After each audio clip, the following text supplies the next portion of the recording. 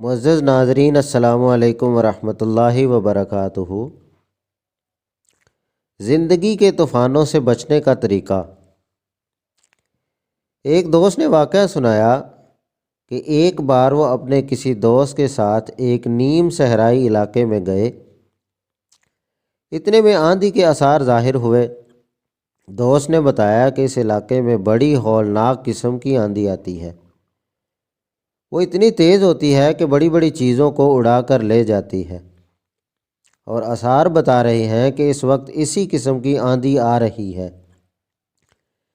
اس لیے آپ اپنے بچاؤ کی تدبیر کر لیں۔ آندھی قریب آ گئی تو میں ایک درخت کی طرف بڑھا تاکہ اس کی آڑ میں پناہ لے سکوں۔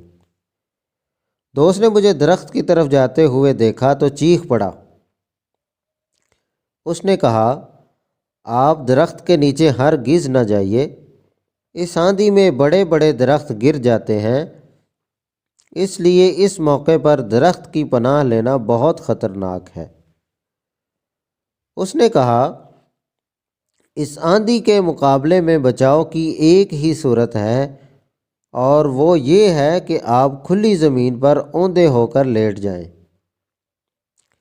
میں نے دوست کے کہنے پر عمل کیا اور زمین پر منہ نیچے کر کے لیٹ گیا۔ آندھی آئی اور بہت زور کے ساتھ آئی۔ وہ بہت سے درختوں اور ٹیلوں تک کو اڑا کر لے گئی، لیکن یہ سارا طوفان ہمارے اوپر سے گزرتا رہا اور زمین کی سطح پر ہم محفوظ پڑے رہے۔ کچھ دیر کے بعد جب آندھی کا زور ختم ہوا تو ہم اٹھ گئے۔ میں نے محسوس کیا کہ دوست کی بات بالکل درست تھی۔ آندھیاں اٹھتی ہیں تو ان کا زور ہمیشہ اوپر اوپر رہتا ہے۔ زمین کے نیچے کی سطح اس کی براہ راست زد سے محفوظ رہتی ہے۔ یہی وجہ ہے کہ آندھی میں کھڑے ہوئے درخت تو اکھڑ جاتے ہیں، مگر زمین پر پھیلی ہوئی گھاس بدستور قائم رہتی ہے۔ ایسی حالت میں آندھی سے بچاؤ کی سب سے زیادہ کامیاب تدبیر یہ ہے کہ وقتی طور پر اپنے آپ کو نیچا کر لیا جائے۔ یہ قدرت کا سبق ہے جو بتاتا ہے کہ زندگی کے طوفانوں سے بچنے کا طریقہ کیا ہے۔ اس کا سادہ طریقہ یہ ہے کہ جب آندھی اٹھے تو وقتی طور پر اپنا جھنڈا نیچا کر لو۔ کوئی شخص اشتعال انگیز بات کہے تو آپ اس طرف سے اپنے کان بند کر لو۔ کوئی آپ کی دیوار پر کیچڑ پھینک دے تو اس کے اوپر پانی بہا کر اسے صاف کر دو۔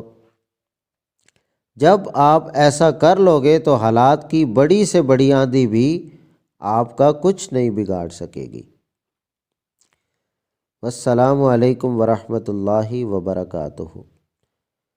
معزز ناظرین، اس طرح کی ویڈیوز حاصل کرنے کے لیے ہمارے چینل کو سبسکرائب کریں، ویڈیو کو شیئر کرنا اور لائک کرنا مت بھولیے گا۔ اللہ حافظ۔